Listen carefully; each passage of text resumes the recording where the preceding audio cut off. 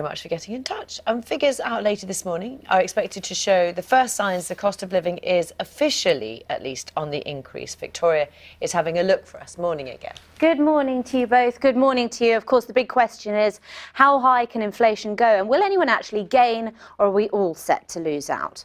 Well, those official figures are out on the cost of living at about 9:30. They're important because they're used by the people at the Bank of England to work out where to set interest rates. Well, economists work out inflation by looking at a pretend shopping basket, and in it they put hundreds of things that we typically spend our money on, things like having a pint in our local, going on holiday, and buying everything from bread to bicycles.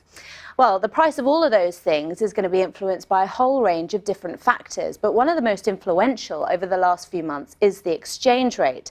Since the vote to leave the EU, the pound has fallen nearly 19% against the euro, as you can see, and a little bit more against the dollar. What that means is that essentially the price of raw materials that we need to buy in from overseas has gone up. In July, those so-called input prices rose by nearly 8%. That was the fastest rise in nearly 5 years. So when is all this going to start affecting the prices that we as consumers pay in the shops? Well, with me now in the studio is Hannah Maundrell. Hannah is the editor of money.co.uk. Good morning to you. Good morning. Welcome to breakfast. Now, we've already been warned by the Petrol Retailers Association that petrol and diesel prices are going to be rising soon. But what else could we see very soon? It's likely that we're going to see energy prices start to rise this winter by as much as 10%. That means the amount you're paying for gas and electricity is going to go up. So if you're not on a fixed rate tariff, which guarantees the price you pay per unit, it's really worth checking to see if you can switch to one now, because it could mean significant savings and protection over the next few months as you start to switch your heating on.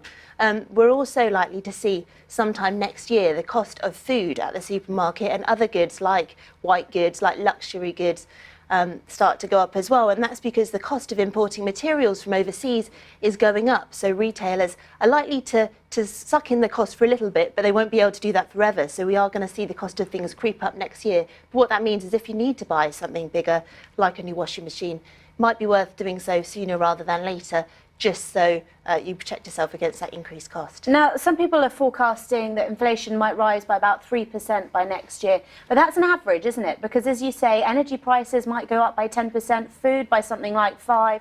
So it is worth having a real think about these prices. Absolutely. So we don't exactly know what's going to increase and by how much. Yeah. And so because the Office of National Statistics measure this made-up basket of goods that covers everything from broadband to bananas, just looking at the inflation figure isn't exactly going to tell you how badly your budget is going to be impacted. But what you can do is just make sure you're on all the best deals possible now, so you're not spending any more than you have to on the things that you have to pay for, like your energy, like your mortgage, or like your insurance. Hannah, briefly, consumers obviously are going to lose out from higher prices, but some people have got savings, some people have got a lot of debt. How does this all figure for those people? It's not good news for savers, because when inflation goes up, it means that you have to earn a decent, higher savings rate to make sure that the value of your money is growing over time compared to how fast prices are rising. So what you need to do if you've got savings is check that you're earning a savings rate that is equivalent, if not more, than the rate of inflation, and if not, switch. So a high interest current account could be the way to go if it's not one of those that are being cut.